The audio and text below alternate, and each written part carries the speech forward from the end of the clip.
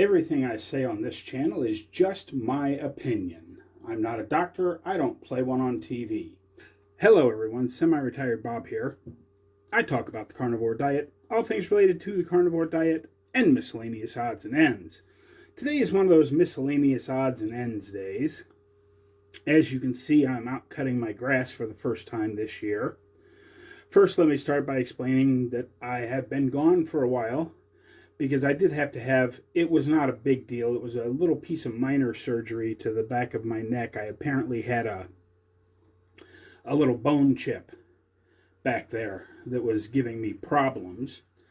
But that's all taken care of. I was only in the hospital for less than a day, but I've been recovering for a couple, 3 weeks now.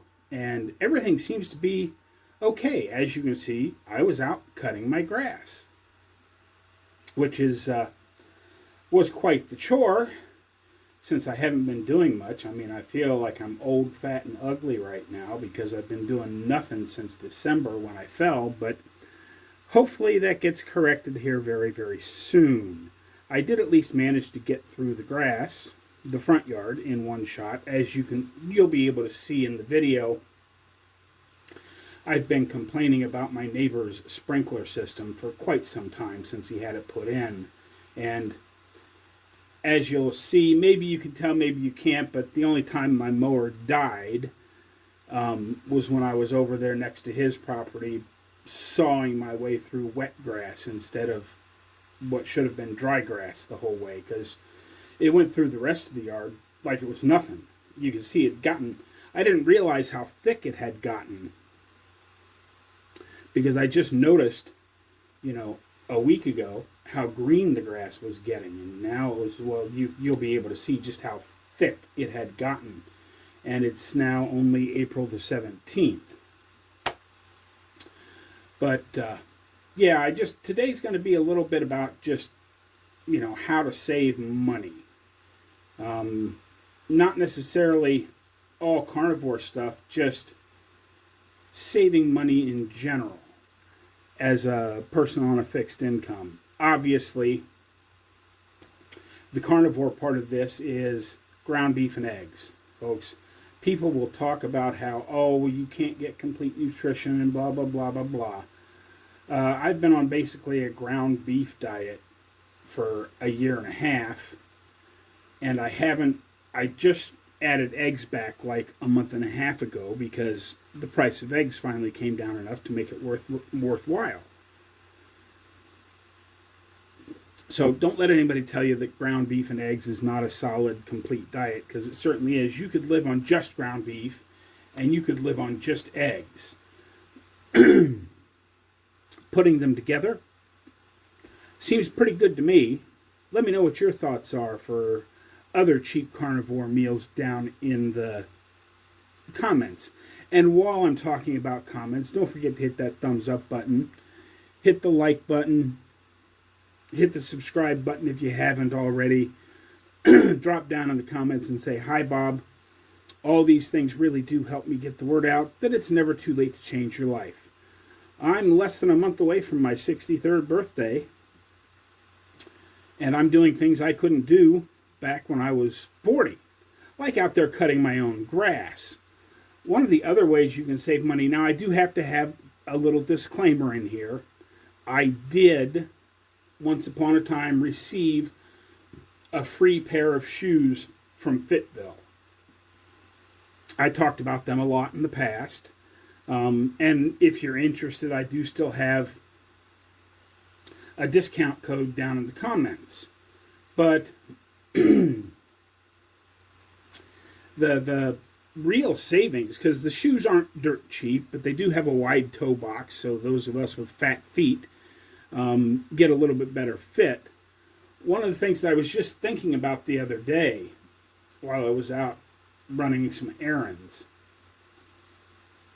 I used to say, back before I lost weight, now granted, I lost so much weight that my feet got a half a size smaller, which, you're fat when your feet get smaller when you lose weight. But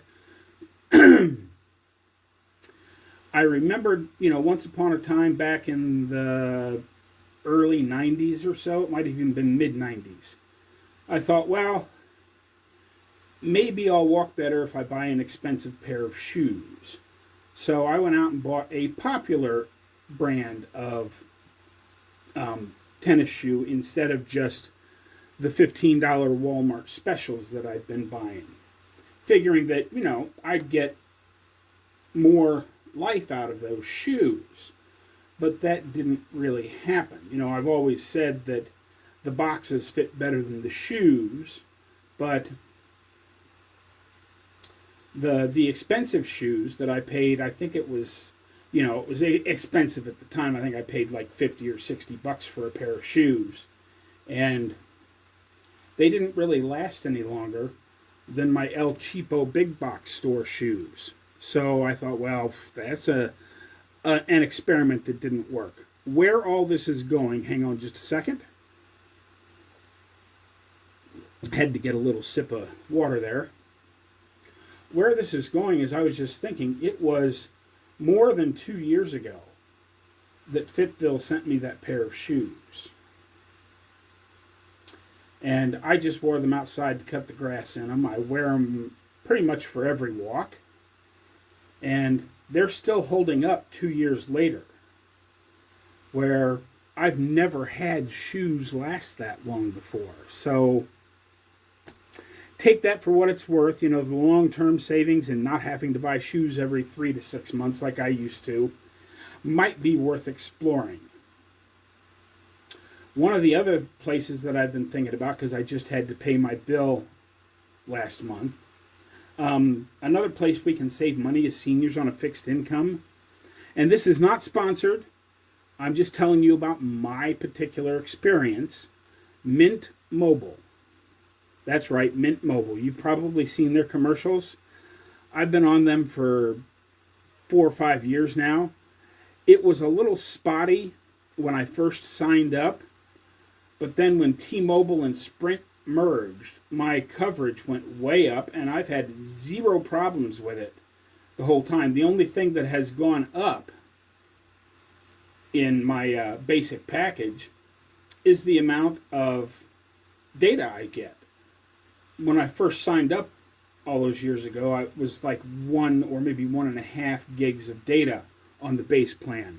And now I get 5 gigs of data, which I just don't use because a great deal of what I use my phone for is here at the house where I'm on Wi-Fi. But if you buy it a year at a time, I know it can be a little troubling to try and save up money for a whole year of phone service, but it was $180 plus taxes. So my phone bill for the entire year was like $202 and some change or something like that. I don't remember exactly what it was. It was slightly over $200.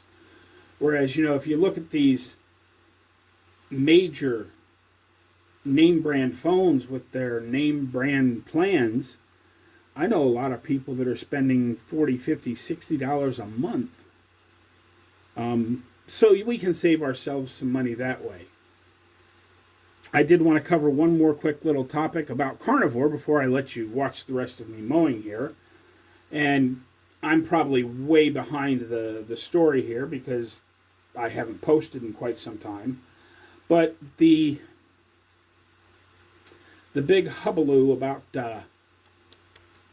Redmond's salt. Yes, there is a little bit of lead in it because there's lead in the world. We have to think about dose response and everything else because any time you mine something out of the ground, which is what Redmond salt is, it's mined out of the ground, you have a chance of getting various mineral deposits in with your salt. And they list it right on the package. It's not like they've been trying to hide anything. But if you think about, it tested out, the one guy tested out at like 200 parts per million. Well, I'm stealing this from Joe and Rachel over at Two Crazy Ketos. You use what? Maybe a couple teaspoons of salt a day. Maybe a couple of tablespoons if you're a heavy salter like me. That's not very much. Whereas if you consider the government says the safe amount of lead in your drinking water is 5 parts per million, but then you drink 4, 5, 6 glasses of water a day, think about how much lead you're putting in your system with that versus a little bit in your salt. And regardless of what salt they're telling you to go buy versus Redmond's, it's all going to have some kind of element in it unless it's not a true mined salt. And we need all those trace elements in small amounts that you get in the salt. Maybe I'm way off base here, but that's just my thoughts on it. I'm not going to worry about it.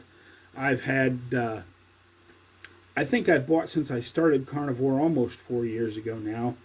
I think I've gone through about 15 pounds of Redmond's salt. And so I'm a heavy salt user, and I don't have any ill effects from it. So take that for what you will. As I said, I'm not a doctor. I don't play one on TV. This is not nutritional advice. These are just my thoughts and my opinions on some of the things that are out there. But I've certainly rambled on enough for today. If there's any, I have no idea how long the mowing footage is, but I'll probably show you the rest of my mowing footage, speed it up a little bit, play you some nice music to get your Friday going right, and don't forget, get out there, be 1% better. Today, tomorrow, and every day. Have a great day, folks. I will see you in the next one.